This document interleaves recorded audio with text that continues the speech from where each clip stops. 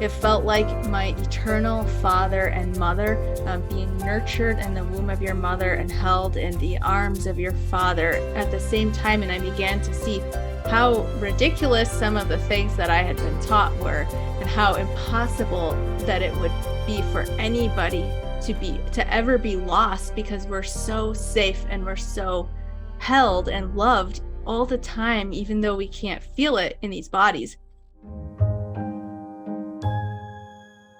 Hello, passionate listeners and watchers. Welcome to Passion Harvest. I am Luisa, your host. Thank you so much for joining me wherever you are in the world right now. Our guest today is Melissa Denyce. She was born with pre-birth memories. Melissa Denyce spent her childhood and teenage years searching for the bliss she remembered before her birth. She had a STE, or spiritually transformative, experience at 19 and experienced the love, light, and bliss she remembered before her birth. Melissa has made it her life's mission to share divine love with others. Her joy is to help people know and experience that God is love and God is with them. This is her story and this is her passion. Melissa Denyce, welcome to Passion Harvest. Thank you so much for having me, Luisa. I'm so excited to meet you and be a part of what you're doing. Oh my gosh, it's my pleasure. I'd love to dive in and hear about your incredible pre-birth memories. Okay, I would love to share. I love talking about it, so thank you for asking.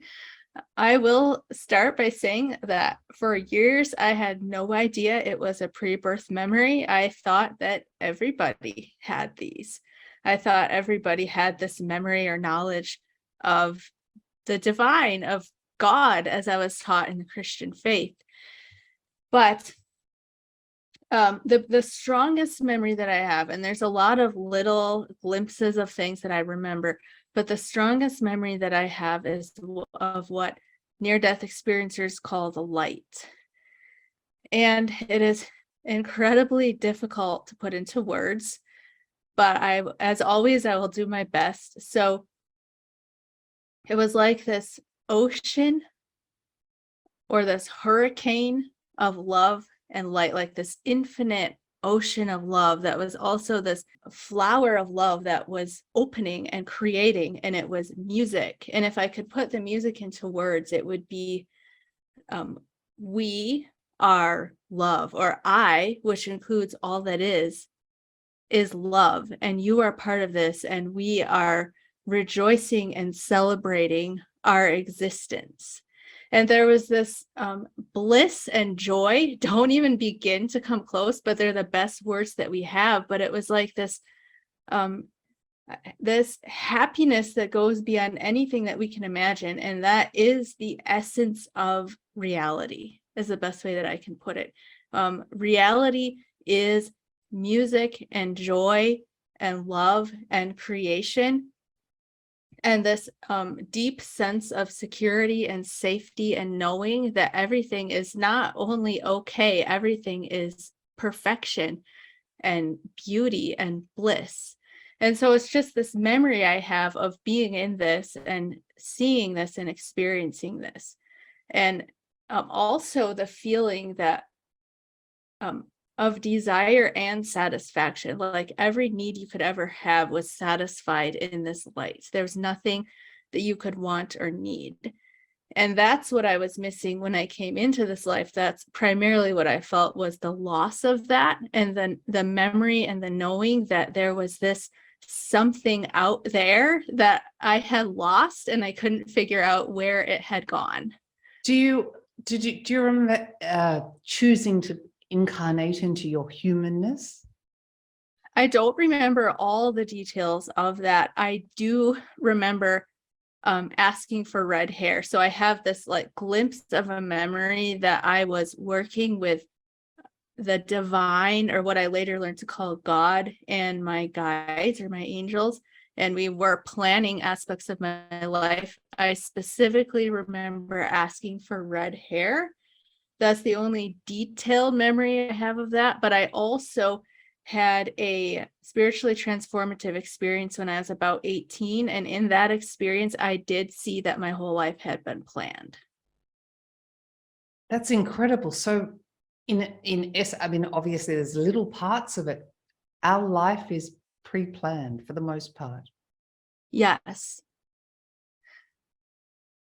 Is there free will involved in the life plan? Yes. This is something I've gotten from a lot of near-death experiencers also, because I've heard and read a lot of their stories. And also from what I remember from my spiritually transformative experience, the way it works is that the life is planned, but there's free will within that, but the plan encompasses that free will. So some people might argue that that's not truly free will, but we're allowed to make choices. We're allowed to make free choices because that's part of the game we're playing here. We come here to be able to make choices with part of our memory cut off, and to have this experience of being separate and to see, well, how will I handle this situation, and what choice will I make here? But the plan is so big and so all encompassing that it's taken all of that into account. And it is like, it is almost like predestined that everyone will end up towards love, will end up reuniting with love in the end, but predestined isn't a good word. It's just that love is all that exists, and we really can't get away from that. We have the illusion of making a free will choice for or against love, and when we're in this experience, that choice is very real, but actually every choice leads back towards love. I think I got a little bit off track from your question there. No, that's great. I understand that you struggled quite a lot in your pre-teen and childhood years until you had your STE, or spiritually transformative experience. For those that don't know what it is, what is a spiritually transformative experience? A spiritually transformative experience is when you have basically a near-death experience without dying. So it's different from an out-of-body experience when someone's intentionally trying to get out of their body and go explore or whatever. It just happens to you spontaneously. At least that's what happened to me. Do you mind detailing for the audience, if you feel comfortable, what occurred, what happened? Of course, I would love to. It's a little more in-depth than my pre-birth memory. So as you said, I was very depressed at the time. I had been depressed for most of my childhood and teenage years, and I was raised in the Christian faith. So I would pray and I would beg God every night to relieve me from my depression and my suffering. And nothing ever happened for years and years and years. But I just kept praying every night. And so it was the same that night. I was about 18 or 19. I was laying in bed. I was feeling this depression just coming in and sucking me in. And I prayed my normal prayer, just begging for deliverance from that horrible feeling. And all of a sudden, I was in another reality. So there was two phases to my experience. In the first one, I was still perceived myself to be in my body, laying in my bed, but I was swimming in an ocean of love. So it was like everything in my bedroom just fell away. I perceived myself still to be there, but I was surrounded in this ocean of love that was washing me from my head to my feet, inside and outside, with love. And it was wiping all of my pain away just in an instant. I it as the love that I knew before this life. And I said, where have you been my entire life? I've been looking for you my entire life, and now you're finally here. And so it was like this force field of magnetizing love that completely captures all of your attention. And it was also very clearly a presence. It wasn't impersonal. It was personal. It was a presence. It felt like my eternal father and mother, being nurtured in the womb of your mother and held in the arms of your father at the same time. And I began to see how ridiculous some of the things that I had been taught were, and how impossible that it would be for anybody to ever be lost, because we're so safe and we're so held and loved all the time, even though we can't feel it in these bodies. So that portion of my experience went on for a little while. I'm not sure exactly how long, but at some point my consciousness expanded out of my head. And this is where it gets a little bit more difficult to describe, because it was like multiple things were happening at the same time. So on the one hand, I expanded very quickly. When I came out of my body, I connected with ultimate knowledge, and the presence was still there, and I was communicating with it, and I was asking questions.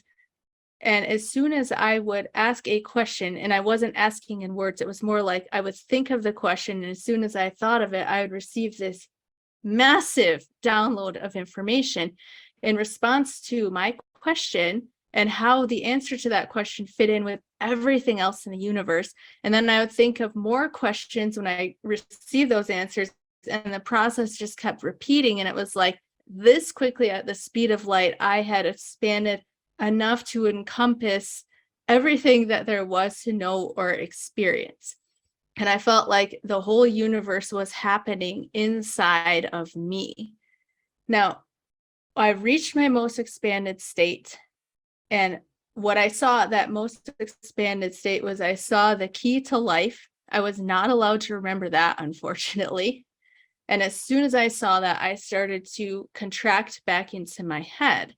Now, at the same time that this was happening, I was being shown things, and some of these things I remember very vividly. So the first thing that I remember is I looked down on the earth, and I saw that everything in the physical world is made of brilliant light. And the way that I like to describe it is, if you've ever flown in an airplane on a cloudy day, and when you're beneath the clouds, it's dark and dreary, but as soon as you break up through those clouds, it's beautiful and sunny and brilliant. And that's what this reality is like. Being down here in this physical world, it appears to be dark and gloomy, and all the pain and the suffering and everything that we experience feels so real. The only difference is that when you awaken and expand past that, out of this physical world into the spiritual realm, you look down and you see that the storm clouds are an illusion. This is really hard to explain, and I don't want to be insensitive to anybody's suffering. But what I was shown is that it's part of this experience that we're having, but in ultimate reality, it doesn't exist at all. Everything is actually brilliant light. And I looked down and I saw that the presence of God, or it's like the arms of love, is everything that exists. It is, the light is love, and the love is God, and that light is holding us. And what I saw specifically is that we're down here stumbling around like toddlers learning to walk. And that's what our mistakes are like. They're not an offense to God or to the divine, whatever word you like to use. They're not an offense. There's nothing that can make God angry. There's nothing that can make him disappointed in you. There's nothing to be afraid of or ashamed of. And I was shown this specifically because I was raised in a religion that taught me there was judgment coming, and that most people were going to hell for eternity. And I was specifically told, no, there's nothing to be ashamed of. There's nothing to feel guilty for. You are held and loved. This life of yours is proceeding exactly as it was planned, exactly as you planned it. And we are with you every step of the way, closer than the air that you can breathe. There's never a time when you are not safe or when you are alone. And all the depression and the fear that you're experiencing is an illusion. And it's your challenge to work through, because you planned this, but there's no guilt in that. That's the first thing I saw. And the second thing I saw was, I looked down and I saw, this sounds really cheesy, but I was, a teenager, and these are the words I was given, was the cosmic master plan of God. And it was this absolutely beautiful, beyond comprehension. It was like a multi-dimensional Mandela pattern, and it was color and music and beauty and love and joy, and it contained all the paths of the created conscious beings and all of their free will choices. And I saw that everything ultimately leads back towards love, because everything is contained within this plan, and it is absolute perfection. So these are some of the things I saw when I was expanding. And then I got to the point where I saw the key to life, which I sadly can't remember. And then I began contracting back into my head, and I felt like I was a balloon losing air, and all the information was falling away. And I was told, you're not going to be able to remember all of this, but you were given the experience because you needed to have the experience, because you needed to know that there's more, and that this experience will give you the comfort and the strength that you need to go forward. Another thing I didn't mention is that I heard music. I heard the most beautiful music while this whole thing was happening. And I'm not a musician, so I could never compose it, but I can still hear it. I still remember what it sounded like. So that was my spiritually transformative experience. Oh my gosh, thank you so much. Thank you so much for sharing that. You're so inspirational. And what a profound, incredible experience. I guess I'm going to ask you many questions that you probably get asked all the time. That's okay. Why? So, I mean, yes, I too believe everything is about love. Why are we here in our human incarnation? I love that question, and I do get asked a lot. And I also ask my guests that question. So I'll give you what has come to be my perspective. Because a lot of near-death experiencers will say we're here to learn about love. And then others will say, it's just a play, it's just a story. We don't need to learn anything. And what I believe we are doing here is we're having an experience of forgetting who we are so that we can reawaken to that. So my understanding is that there's many, many universes. There's many, I don't even know what the words would be, but things beyond what we can imagine in all of creation, where spiritual beings like ourselves exist, and we do all manner of things that we can't even imagine because it could be so different to what we experience here. But in this specific universe, what we are doing is having an experience of awakening to the divine nature.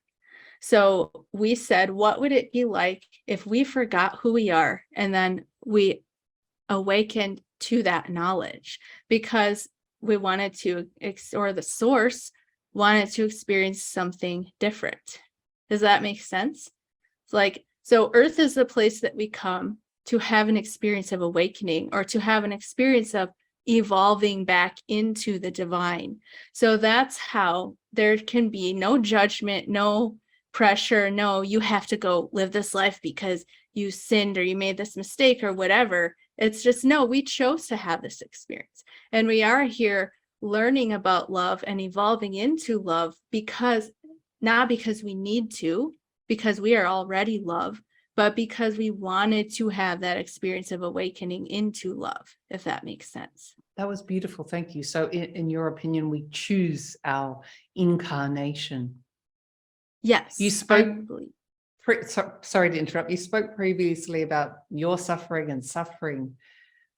We suffer so much. Why? And I know you kind of touched on that. Why? Why the suffering? Yeah, that's such a hard question. And again, I want to preface this by saying that I don't want to be insensitive to anybody's suffering, because there are people in the world who have suffered far more than me, beyond what anything that I could imagine. And I can't speak for those people. But speaking for myself, I know the reason why I have suffered the things that I did was because I wanted to have that awakening experience. And personally, I had a really difficult childhood in a lot of ways. I would do it all again to have the experience, because that moment when I realized, wait a minute, God is not what I was taught. God is love. That moment was worth all of it. That remembering. And I think that's why I'm here. I think that's why we are here, to see how far away from my true nature can I get and still be what I am. And I also have heard from some near-death experiencers or pre-birth experiencers like Christian Sundberg that what we're doing here is very unique, and that we're considered to be really brave souls, and that somehow it's benefiting the everything else, like benefiting the rest of creation, because what we're doing here is so hard. And so I think we do it to challenge ourselves, but also to contribute to the ultimate expansion of love.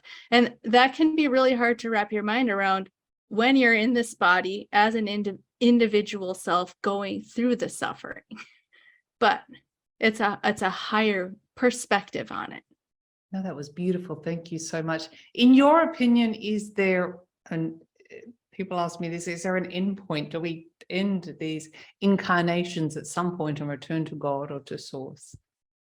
Yes, I absolutely do believe that, based on almost every source, including near-death experiencers, past life regressionists, spiritual texts like the Law of One or A Course in Miracles. Pretty much every source that I have looked at has said, yes, if the physical incarnation is just such a small part of our existence, there will be an endpoint to it where we move beyond that and begin maybe having spiritual incarnations on worlds that are a lot less difficult. And then we move even beyond that and become so merged with source that it's hard for us to comprehend what we might be doing at that point. Interesting. I've just got two more questions for you.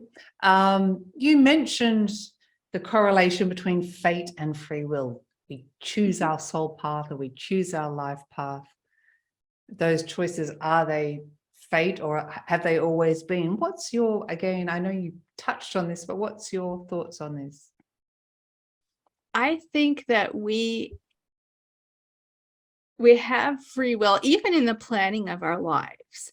So a lot of it is free will in the sense that we plan our lives, and then once we get here, we get to make free will choices within certain constructs. Like, for instance, you can't choose to go jump off a building and fly because there's certain constructs within this reality. So within the constructs of whatever reality system we're in, whether it's this physical world or the spiritual realm where we're planning our lives, we get to make free choices. But there's another sense in which all that exists is the divine, all that exists is love. And so every choice is ultimately about love. And we know, like when we plan our lives, for instance, that ultimately we're moving back towards source. Even if we go into our life and we make a ton of bad decisions from this perspective, still those choices are teaching us something about our true nature and moving us forward, however slowly, back towards source, if that makes sense. So somehow they both coexist at the same time.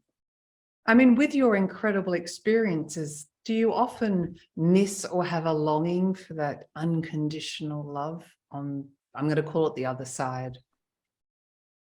Yes. Yes. As a child, it was very difficult for me. And I've often wondered why I had such a hard time as a child, because, as I said, a lot of people have had it far worse. And I think a lot of it was just the contrast between what we experienced here and what I remembered. And in some ways it's helpful because it helps me to keep a positive perspective on life, because I know what I'm going back to. I know I planned this. I know I'm not alone. But at the same time, most of the time you can't feel that here. And it can be really difficult. And there are definitely times when I just want to go home. And I think that's normal human. Like, we all know this isn't home. There's part of us that knows this isn't home. Interesting. What's your advice for the audience, for people that are listening, to live their most aligned path or highest soul's path? My best advice would be to make everything about love. So there's a lot of spiritual paths that people will choose to follow, and those are wonderful and individual towards each person's unique needs. But the one thing that we all have in common is love. And really, it all boils down to that. So if you can make every choice that you make about love, every moment of every day, make it about love. What's the most loving decision I can make? Or what's the most loving thing I can do for myself? How can I make this day better and more loving and more joyful for myself and for those around me?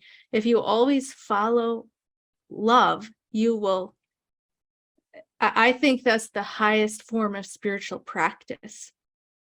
You'll begin to feel more in alignment with your purpose. You'll begin to feel closer to God, to that connection with the divine that everybody's looking for. And you'll begin to connect more with others too, to build those relationships with others that will also give you that connection that you're looking for. I agree. I mean, it's all about love. Melissa, you're so inspiring. Where's the best place for people to connect with you?